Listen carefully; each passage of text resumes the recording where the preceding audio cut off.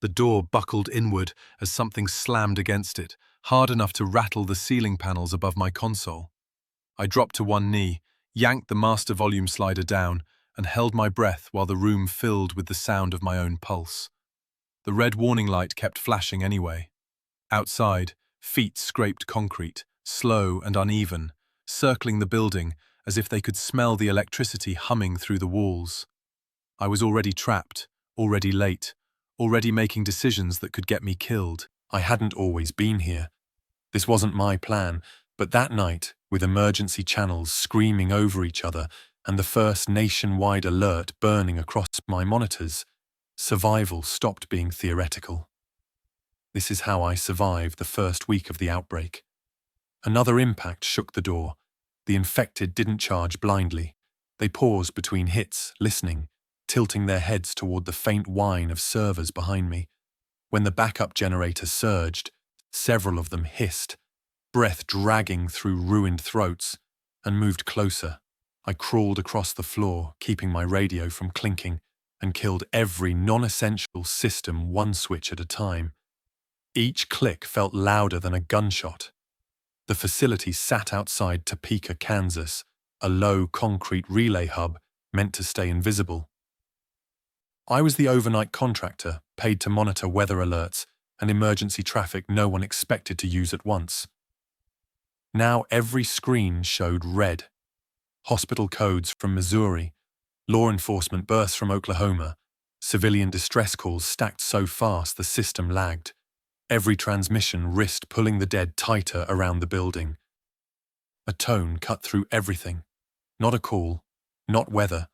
A priority signal I had never seen active. The interface tagged it as federal, but the authorization chain was incomplete, blinking yellow like a wound that wouldn't close. As I leaned closer, the room went quiet except for breathing outside. The zombies pressed their faces to the narrow windows, eyes unfocused, mouths working as if tasting the air. One dragged broken fingers along the glass, leaving streaks that caught the emergency light. I tried to mute the signal. The command locked me out. The alarm escalated, a pulsing frequency designed to override local systems. The infected reacted instantly. Their movements sharpened, shoulders hunched, nails clawed at the door seam. I ripped my headset off and shoved it under the desk, but the vibration traveled through the floor, through the walls, through them. Somewhere beyond the perimeter fence, more answered. My handheld radio crackled despite being powered down. A human voice broke through, thin and panicked, asking if anyone was coordinating evacuation routes. I covered the speaker with my palm, heart hammering, and watched a shape outside turn towards the sound, jaw stretching wider. Helping meant noise. Silence meant letting strangers die. The door gave another inch. Dust rained from the frame. I slammed the emergency lockdown, sealing internal corridors, and the building responded with a low mechanical groan. The zombies outside pressed closer together, drawn by the change, by anything different.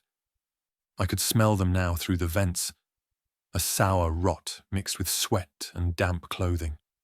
On the main screen, the priority signal resolved into text, emergency alert system, national. The message cut off mid-line, unfinished, as if whoever sent it hadn't lived long enough to finish typing. Then the map updated. Lights winked out across entire states.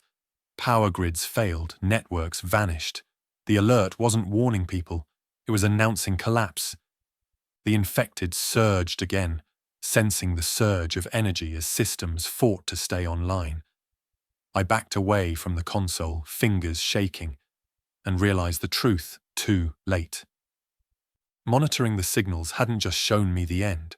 It had placed me at the center of it. I stayed still, listening to the building breathe, knowing movement meant sound and sound meant teeth. Somewhere a siren wailed and died. I shut my eyes, counted seconds between impacts, and understood the job was over. From now on, surviving meant choosing what not to hear. Before dawn, the world outside pressed closer again. I brought the volume back one notch at a time, slow enough that my fingers didn't tremble against the plastic. The room filled with fragments instead of noise, half sentences, broken call signs, someone crying and not realizing the mic was still open. Each voice came with movement outside, heads turning, bodies shuffling closer, the infected reacting as if sound were a physical pull instead of air. I filtered channels by region, trying to keep the chaos organized.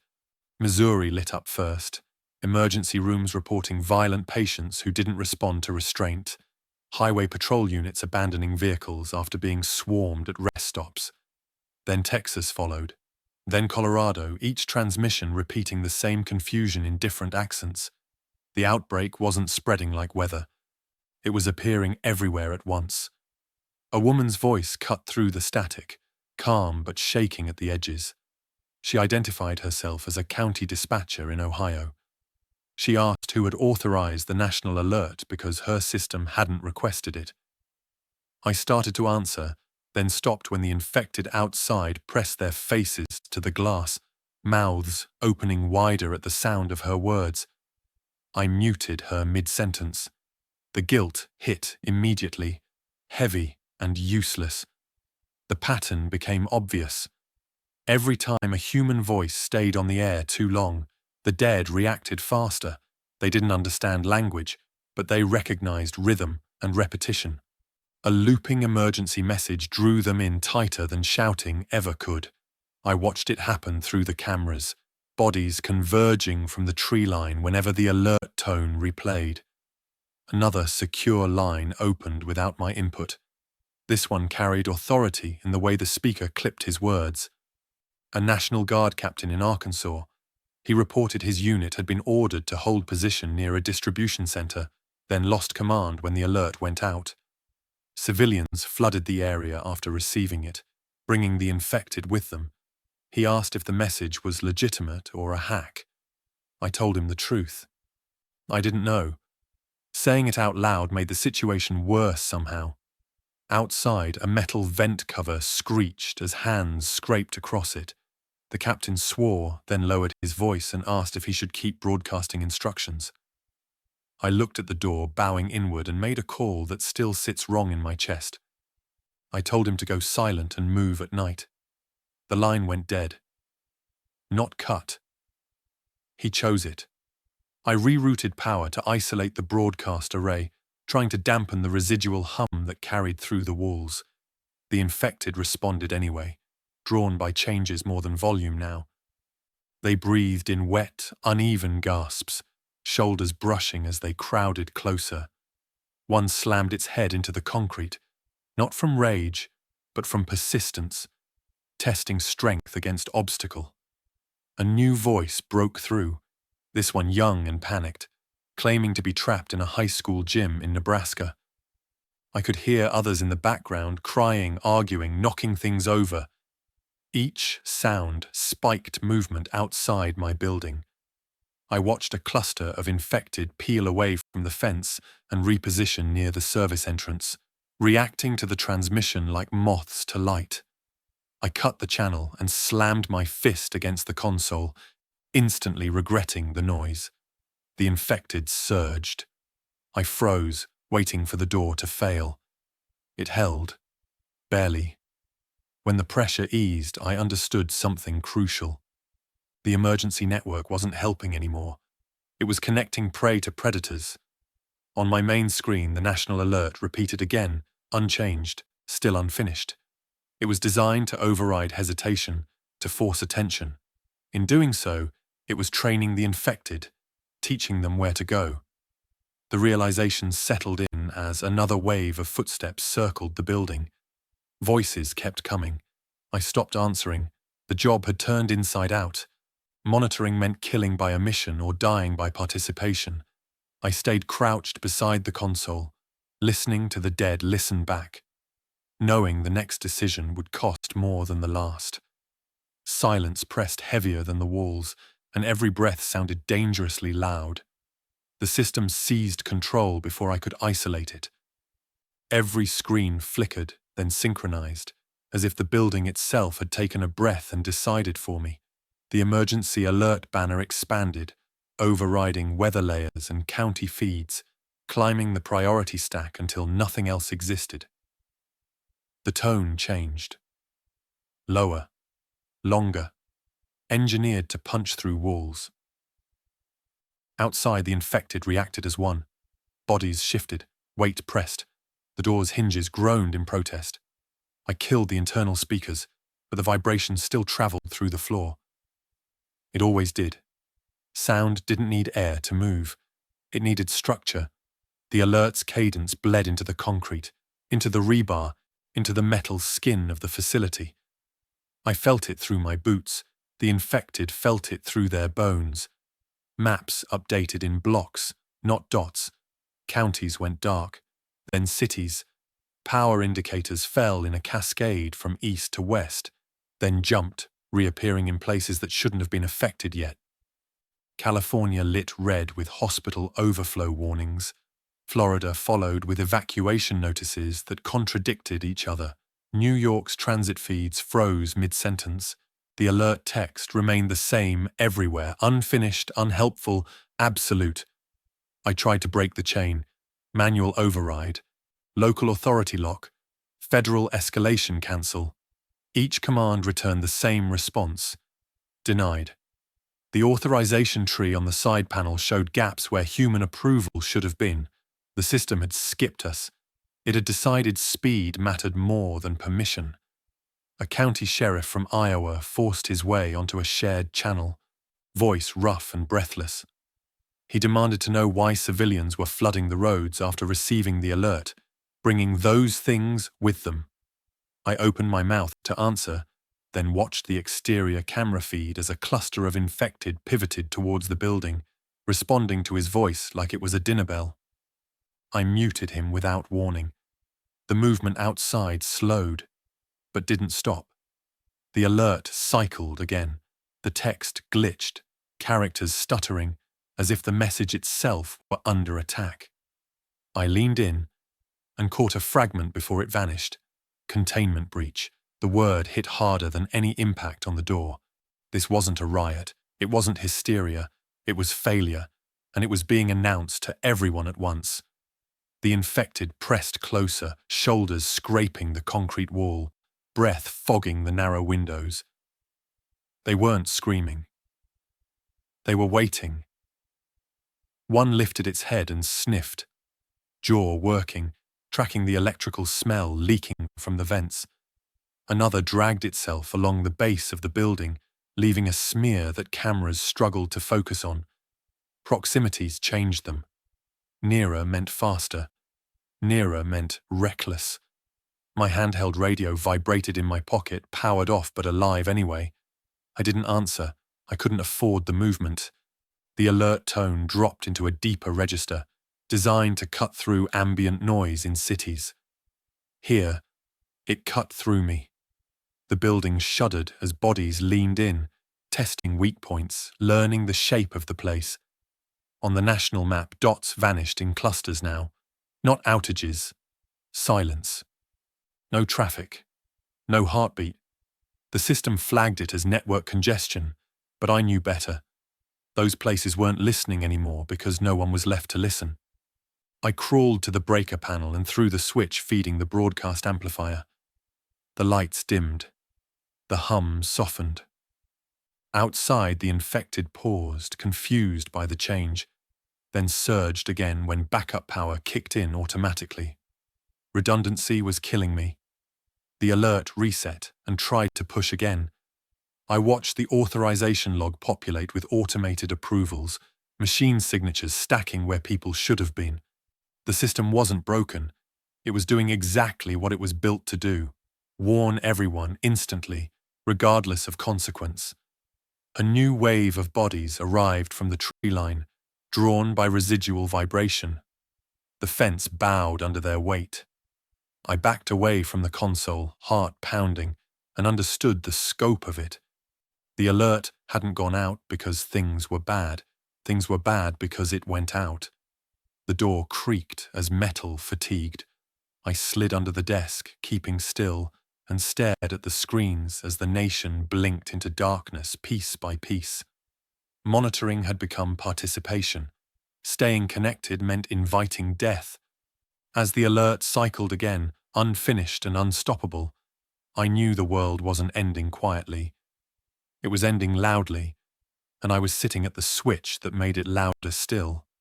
The first silence didn't come with drama. It arrived like a held breath that never let go.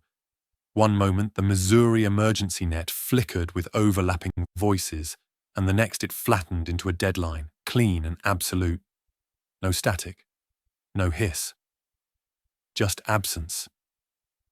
I watched the indicator blink twice, tried a handshake, then marked it offline. Outside, the infected shifted, reacting not to sound but to the change itself, bodies reorienting as if the building had exhaled. I moved to California next, hands steady now out of necessity. Their feeds were still alive, barely. Hospitals called in clipped codes about hallways they could no longer clear. A dispatcher reported responders refusing to enter certain neighborhoods because the noise of sirens pulled crowds they couldn't control. When I asked for confirmation, the line cracked, then collapsed into digital snow. The map dimmed along the coast. Another region gone. The infected at the door began to test patterns. Instead of slamming, they leaned in waves, pressure building and easing, learning how the structure responded. Their breathing carried through the vents, wet and uneven, a chorus that rose whenever a generator cycled. I crouched low and rerouted power again, stripping the facility down to bare minimum. Each adjustment risked a surge. Each surge risked attention. Texas went next. Not all at once. Pockets of silence spread between active zones like rot. A county-level repeater stayed up long enough for a deputy to report a barricade failure at a rural clinic. He kept talking as he ran, boots pounding, radio bouncing against his chest. I watched the exterior camera as the infected surged toward my building in response, their movement sharpening at the cadence of his breath. I cut him off mid-word. The sudden quiet sent them into confusion, heads tilting, bodies drifting apart before pressing back together again. I started logging times. From first alert to total silence averaged under 12 minutes in urban areas. Rural nodes lasted longer, but only because fewer people were screaming at once. The pattern was brutal and efficient. Sound gathered the infected erased the sound. Then nothing remained. A secure hospital line from Illinois stayed open longer than it should have. A doctor spoke in measured tones, describing bite protocols and improvised restraints. In the background, I heard a crash and the soft thud of something heavy hitting tile. She paused, breathed once, then continued as if nothing had happened. When I warned her about broadcasts drawing attention, she thanked me and said they were already surrounded. She asked if evacuation corridors were real. I didn't answer fast enough. The line cut itself, either destroyed or deliberately silenced. Outside, a hand forced its way through the gap at the door seam. Fingers scraping, nails torn back to pink. I held still, counting heartbeats, waiting for the pressure to ease. When it did, I realized the infected weren't just reacting anymore. They were lingering. The building had become a landmark in their limited understanding, a place where change happened. Colorado's feeds flickered, then steadied. A statewide emergency coordinator came on long enough to report that mountain towns were sealing roads, choosing isolation over coordination. His transmission stayed brief, controlled, and the infected barely reacted. Short bursts didn't pull them the same way. Sustained sound did. The difference mattered. I adjusted filters, limiting open mics, forcing push to talk where I could. It helped, but only slightly. The national alert overrode everything at intervals, reasserting itself with the same unfinished message. Each cycle reset the chaos, dragging attention back to infrastructure that should have stayed invisible. The first real fear didn't come from the noise. It came from the quiet, that followed. Entire states dimmed on my display, not failing but gone. No heartbeat. No fallback. The emergency network was collapsing faster than any physical barrier could. I slumped against the console, muscles burning from holding still too long, and understood the scale of what I was watching. The outbreak wasn't spreading through bites alone.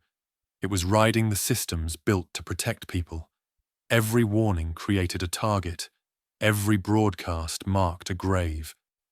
Outside, the infected settled into a low, restless shuffle, bodies brushing concrete, breath rasping.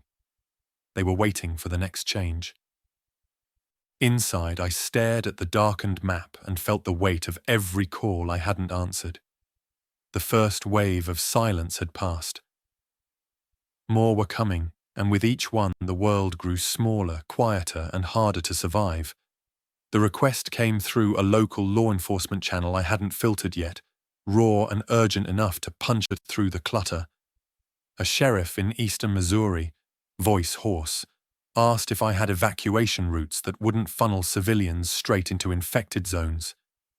He was holed up in a courthouse with a dozen deputies and twice as many civilians, barricades already bowing under pressure. As he spoke, I watched the exterior feed as the infected outside my building reacted, heads lifting, bodies angling towards the vents as if they could trace his words through the wire. I hesitated. That pause cost time. Time made sound. The sheriff kept talking, describing overturned cruisers, blocked bridges, people refusing to stay quiet. His voice rose despite himself. Outside, the dead surged closer, proximity sharpening them, movements growing faster and less clumsy.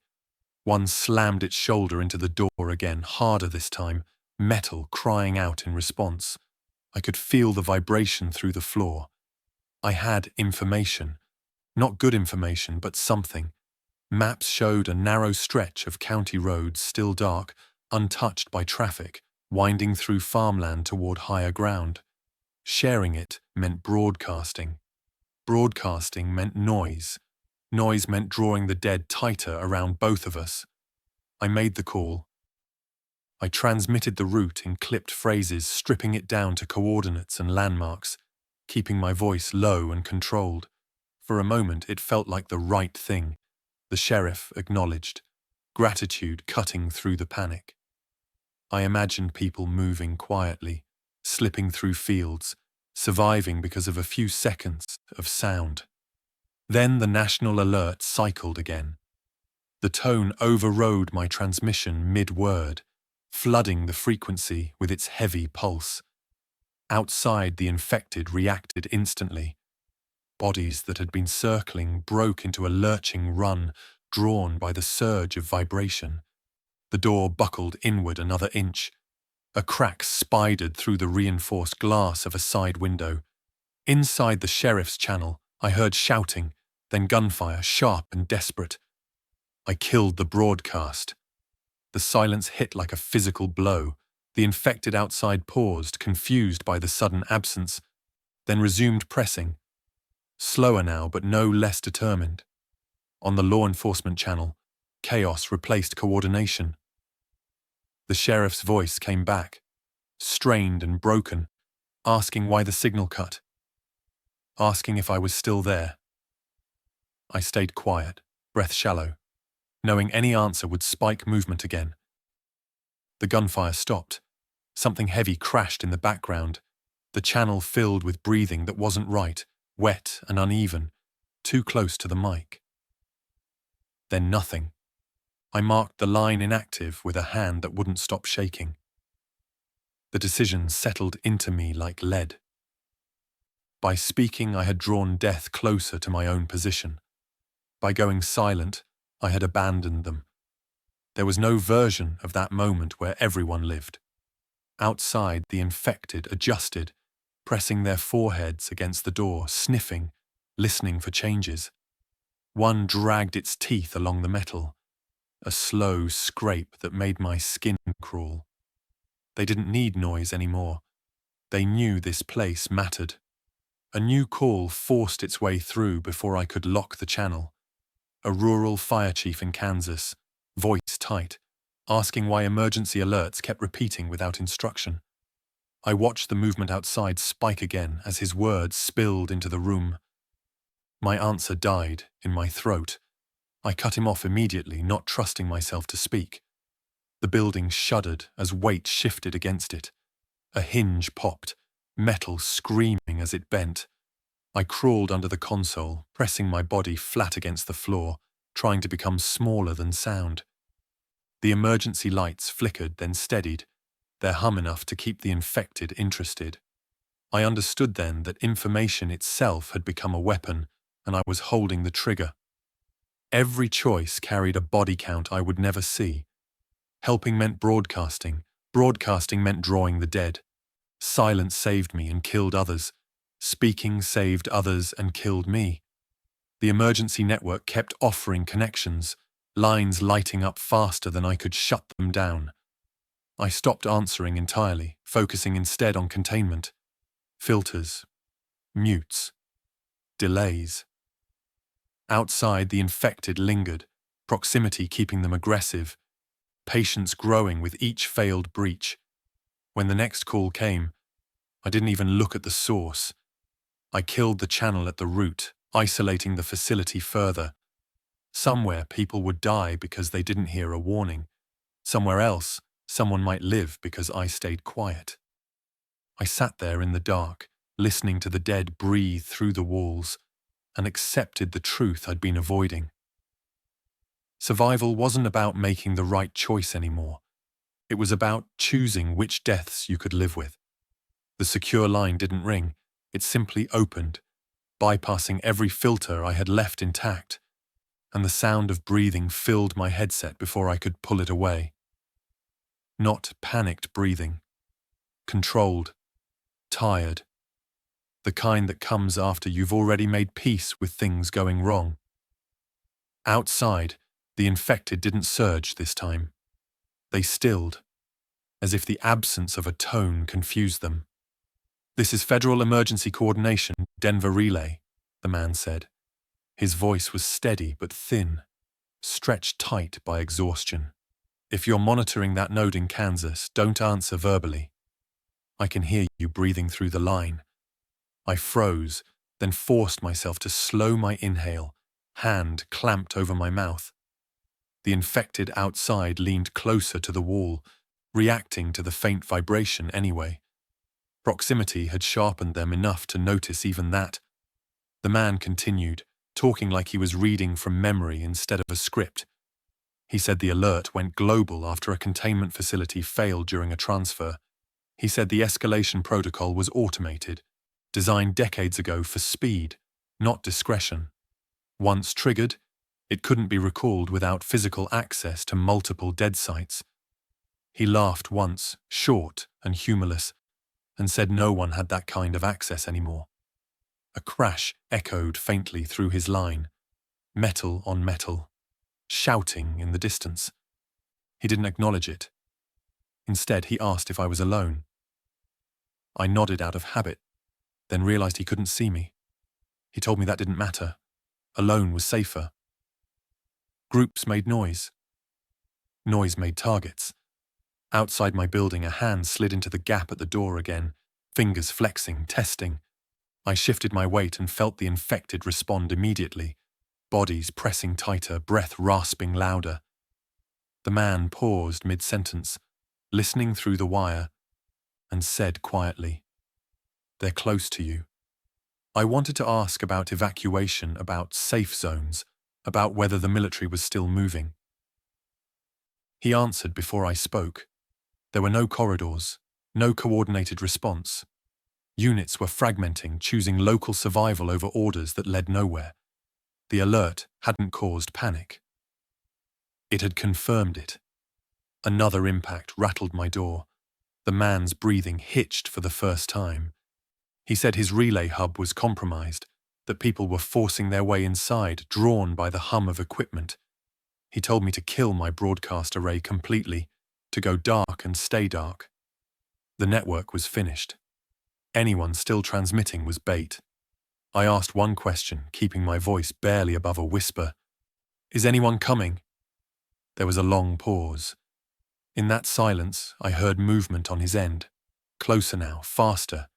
He exhaled slowly and said, "No." A scream cut through the background, abrupt and wet, followed by a thud. The man swore under his breath, then spoke again. Faster now, urgency creeping in despite his control. He told me to remember that sound attracts, that even whispers carry through structure, that survival depended on learning when to disappear. He told me to destroy anything that repeated automatically.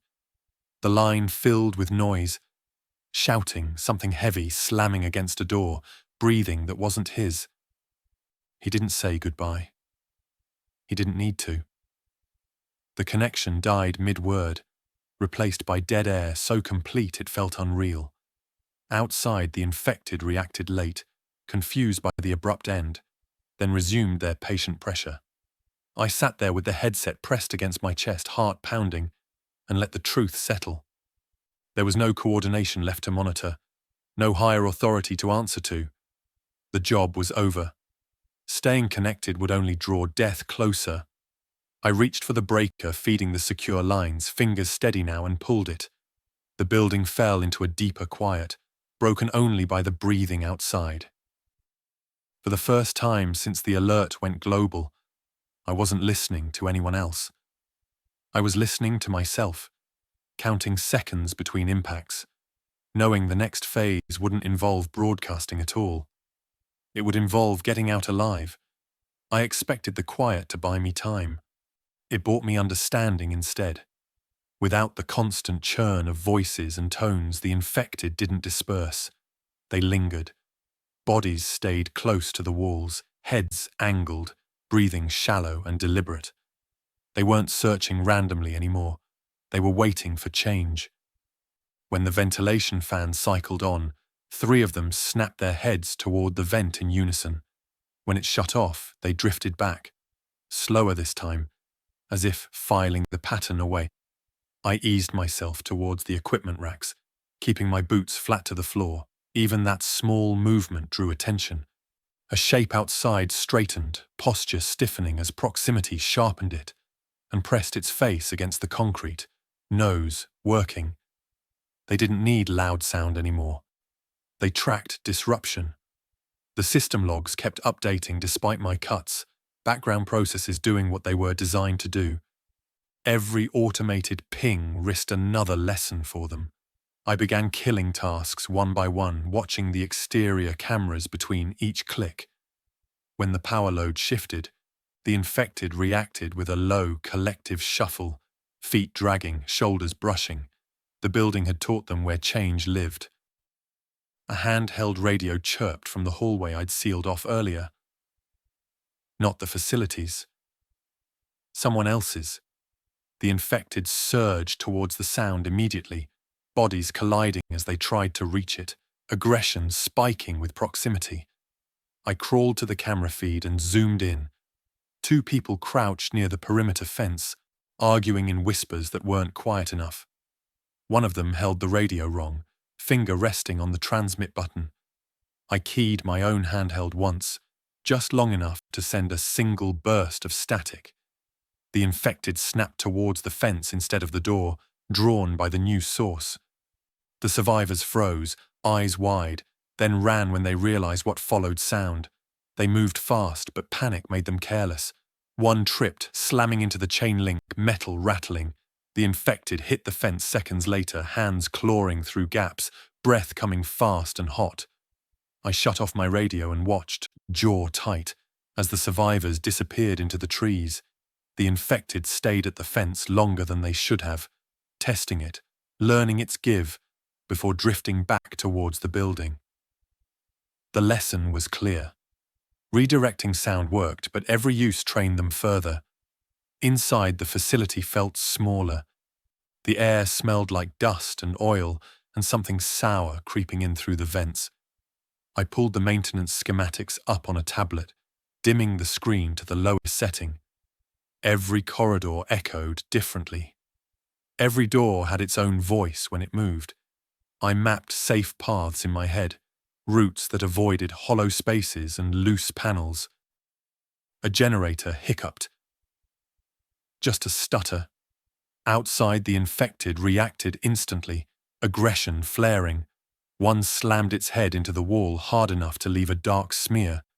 Another scraped along the door seam, nails bending back as it searched for leverage. They weren't coordinated, but they were persistent, and persistence was enough. I rerouted power again, sacrificing redundancy for silence. The lights dimmed to emergency glow. The hum softened. The infected paused, then adjusted. Closer now, breath fogging the narrow windows. Proximity made them reckless. One forced an arm into a vent opening, skin tearing as it shoved harder, unconcerned with pain.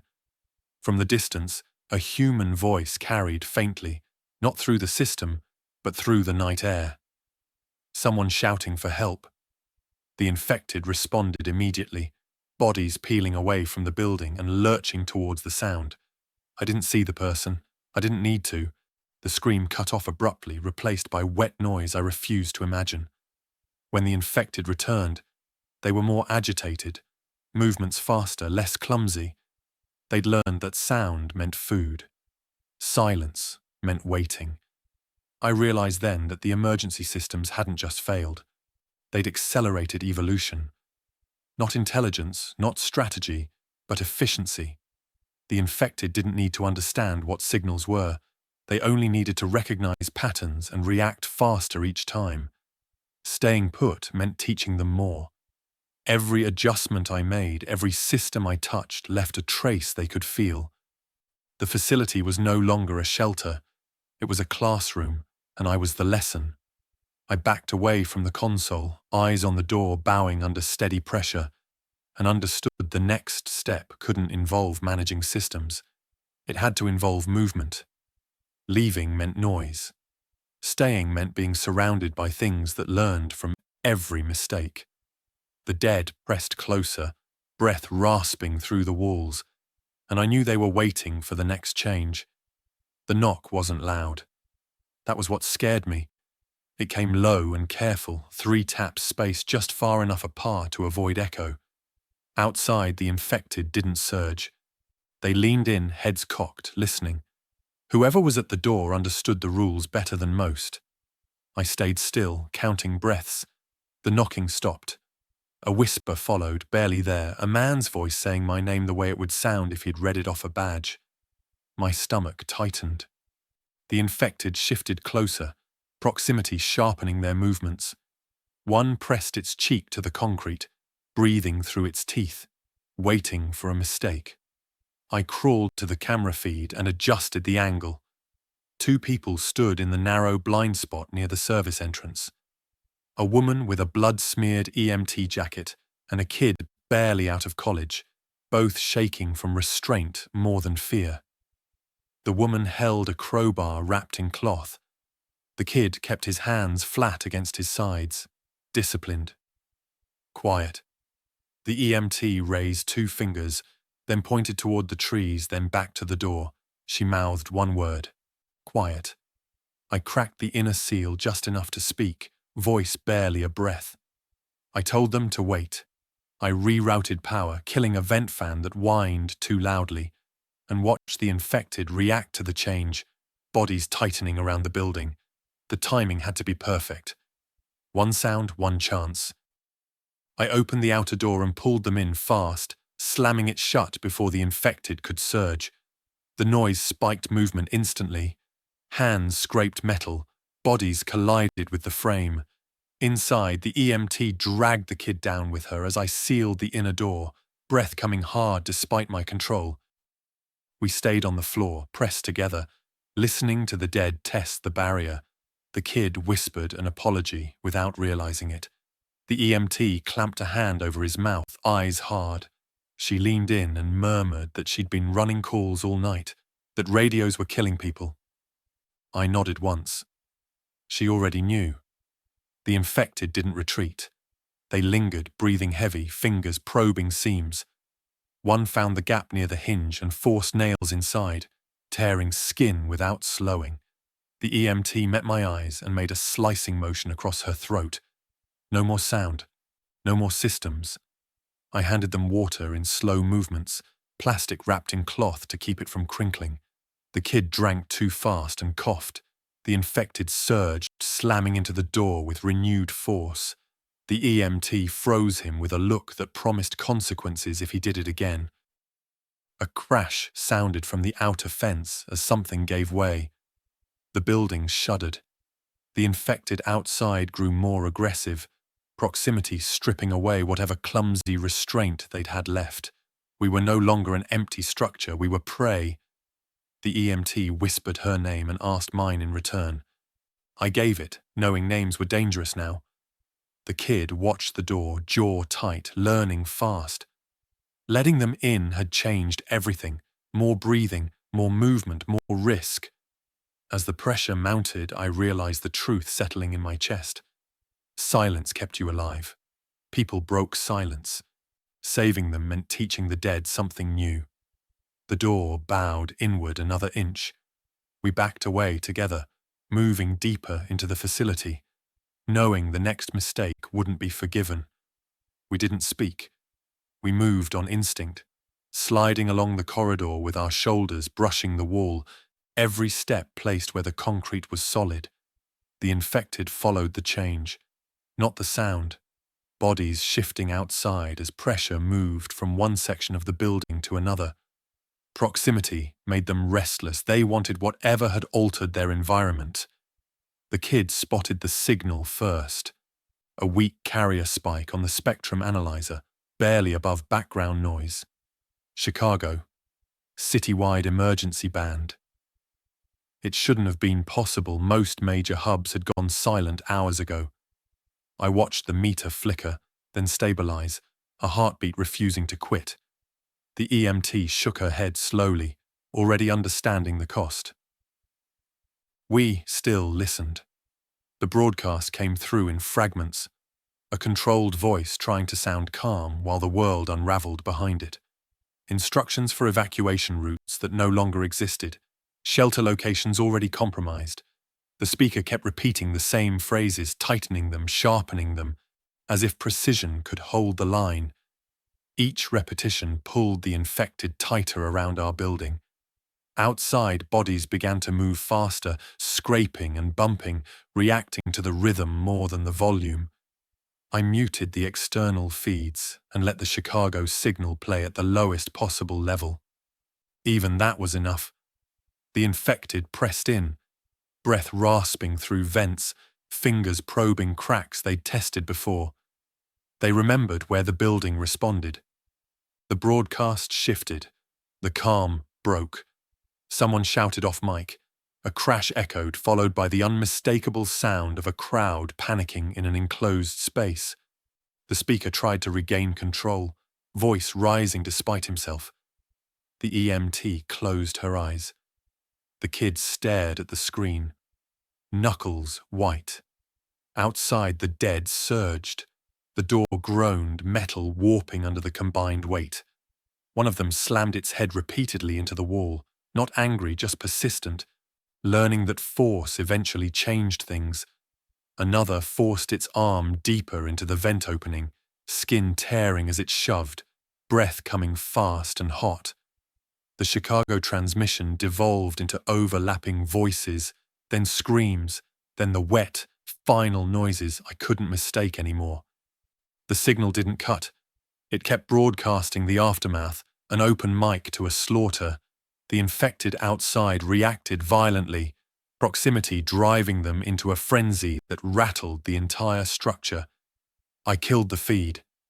The sudden silence was almost worse. The infected froze for half a second, confused by the absence, then resumed their pressure with renewed focus. They didn't need the sound anymore. They knew we were here. The EMT grabbed my arm, eyes sharp, and mouthed the word, "Move." The kid nodded, swallowing hard. We abandoned the control room, leaving the screens dark and the systems dying behind us. As we slipped into the maintenance corridor, the building shuddered again, something giving way above. Chicago was gone, not because the infected overwhelmed it, but because it kept talking too long.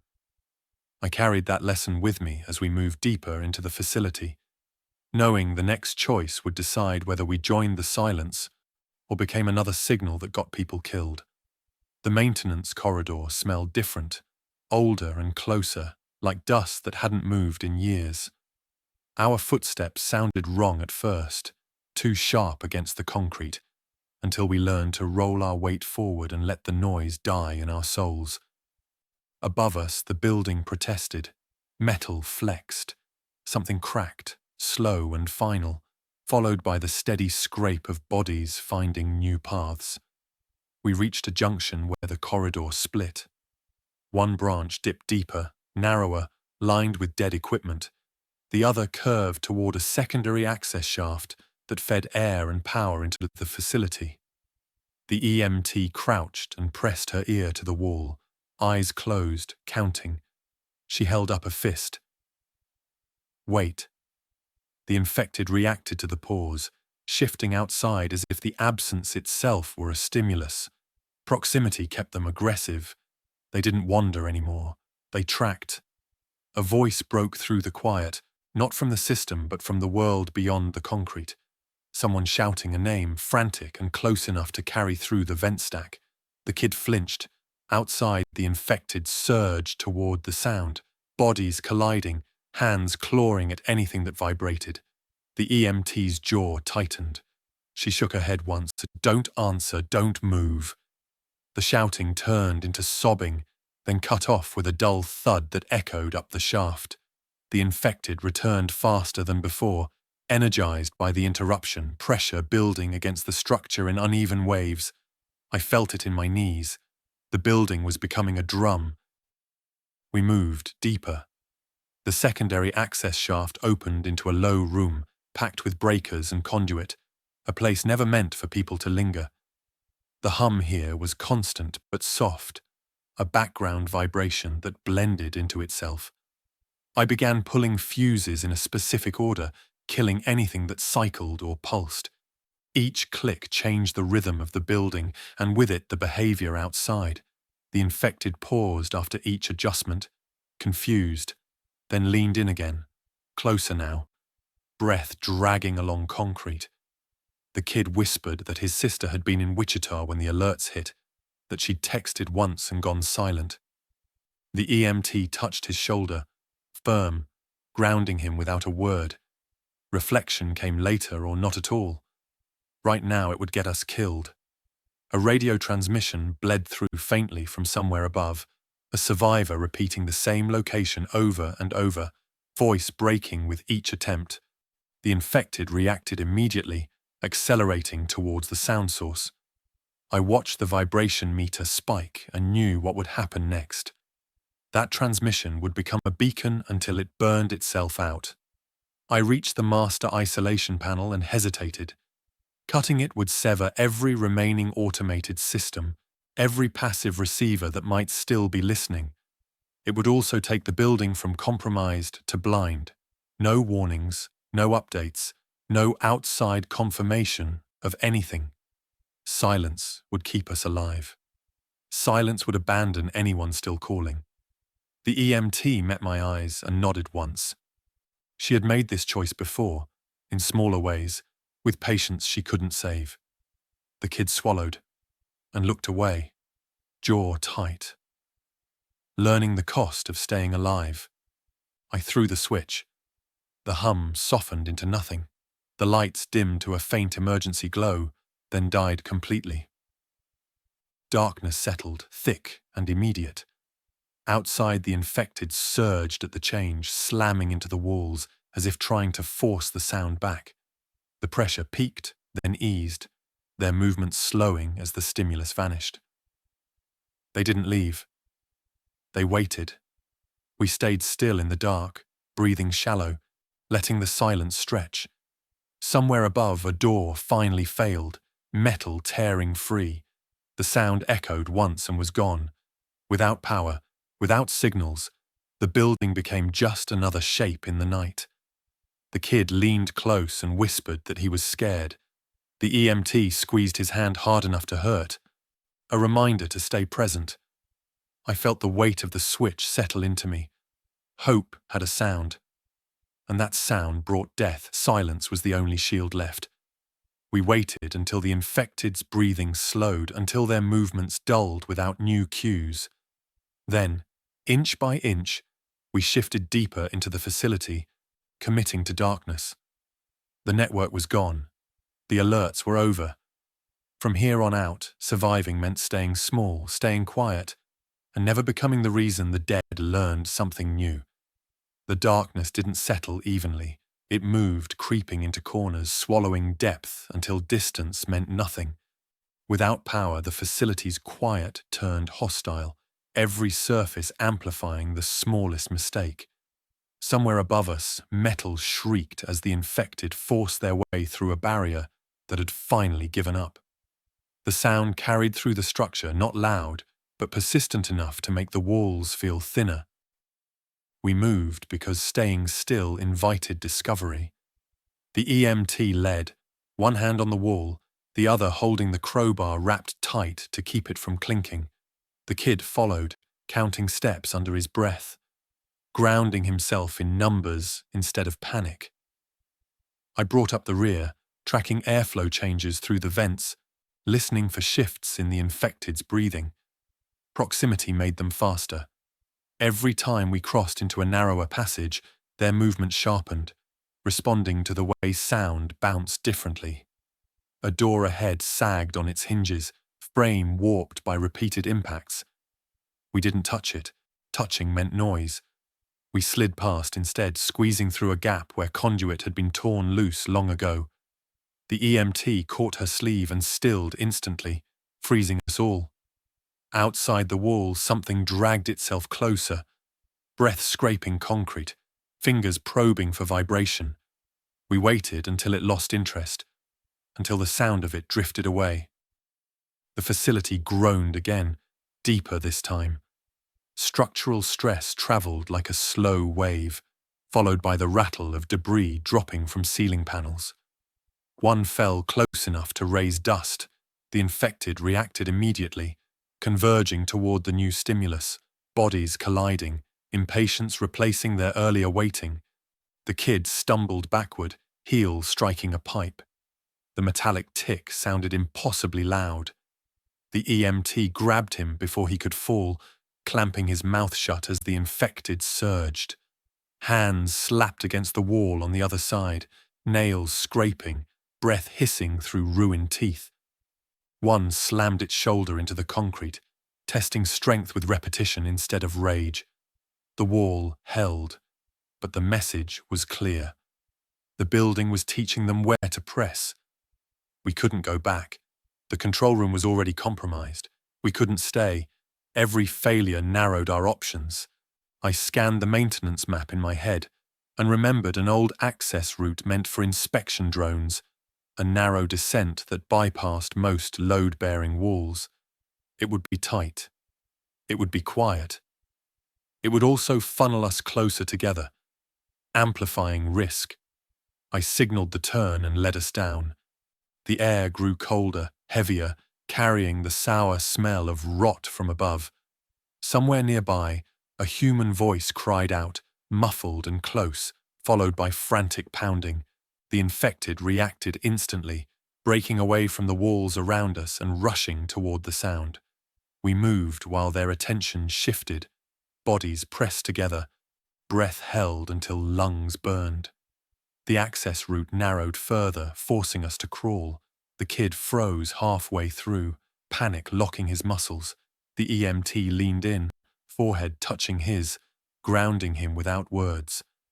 Outside the thin wall, bodies pressed close, proximity stripping away hesitation. A hand forced through a gap, skin tearing as it reached blindly. The facility shuddered again, something important failing above us. The hand withdrew as the infected surged toward a new noise, leaving behind silence that felt temporary. We crawled faster, knowing the structure wouldn't hold forever. When the passage opened into a low service bay, I understood the truth settling into my chest. The facility wasn't a shelter anymore. It was collapsing under pressure, each failure drawing the dead closer. Staying meant being buried or bitten. Moving meant noise and risk.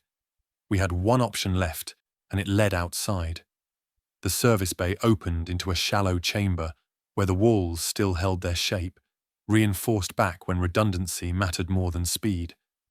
We stayed crouched, backs against cold steel, listening to the building tear itself apart above us. The infected didn't rage. They adapted. Their movement shifted as the structure changed, pressure redistributing like water finding new cracks. Proximity had turned them efficient. I pried open a sealed panel and found the auxiliary data cache I'd forgotten existed. It was designed to survive power loss, a dead drop for post-incident review. I shouldn't have touched it. Curiosity was dangerous, but the EMT was bleeding from a split knuckle, and the kid's breathing was starting to hitch again, and I needed to know if silence was enough. The cache powered up without a sound. Lines of archived data scrolled past, frozen snapshots of the alert's escalation. The truth wasn't hidden. It was buried under urgency. The global alert wasn't meant to guide evacuation. It was meant to force movement, to flush people out of places that couldn't be secured, even if that movement fed the infected. The model assumed losses. It assumed speed mattered more than lives. Outside, a section of ceiling collapsed, the crash echoing through the bay. The infected responded instantly, bodies converging, breath rasping as they pushed towards the new opening. The EMT glanced at the panel, then at me, and understood without explanation. The system hadn't failed. It had executed. A final log entry caught my eye. Once the alert reached full saturation, automated silence protocols were supposed to follow, isolating nodes to prevent reinforcement of infected behavior. But too many relays had been compromised too fast. The silence came late, fractured, uneven. By the time it arrived, the dead had already learned. The kid whispered that people never stood a chance. I didn't answer. Reflection could wait. Action couldn't. We heard shouting from somewhere above. Survivors forced out by collapse, their voices sharp with panic. The infected surged toward them, proximity stripping away whatever clumsiness they'd had left. The EMT tightened her grip on the crowbar, then shook her head. We couldn't help. Helping meant sound. Sound meant teeth. I closed the cache and slid it back into the wall, taking the knowledge with me instead of the proof. The alert had gone global because someone decided the network was expendable. The world wasn't meant to survive intact. It was meant to fragment into whatever pieces could adapt. The building gave another violent shudder. A support failed close enough to feel. Dust filled the bay, choking and loud despite our care. The infected reacted immediately, slamming into the outer wall as if they could force the silence back into sound. We moved. There was no more waiting. The only way out lay through a drainage tunnel that led into open ground. Outside meant risk. Staying meant certainty. As we slipped into the tunnel, crawling on hands and knees, I carried the last lesson the alert had taught me. Survival wasn't about hearing warnings anymore. It was about knowing when to stop listening. Behind us, the facility groaned one final time and began to collapse. The drainage tunnel spat us out into open ground just before dawn, a narrow cut through the earth that smelled of wet clay and rust. Cold air hit my lungs hard enough to sting. I stayed low, palms pressed into mud, listening before I dared to move. The world outside was quieter than the facility, but not empty. Somewhere to the north, something dragged itself across gravel. To the south, a faint chorus of breathing rose and fell, the infected lingering where sound had once promised answers.